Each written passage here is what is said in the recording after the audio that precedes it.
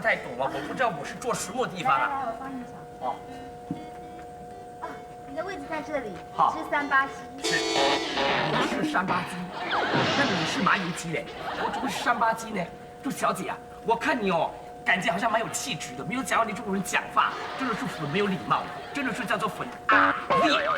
怎么讲话这么难听啊？太太，我不是这个意思。你说我是38机啊，还是什么意思？要不然什么意思？太太，对不起，我。什么太太？我说小姐，你这阿烈抽你爸了，你真是啊，适婚如夜了。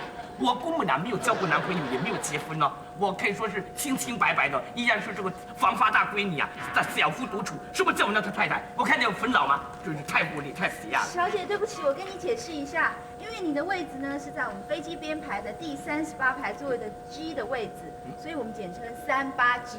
哦，是这个意思啊？哎呀，你就这是找假嘛，我误会你喽。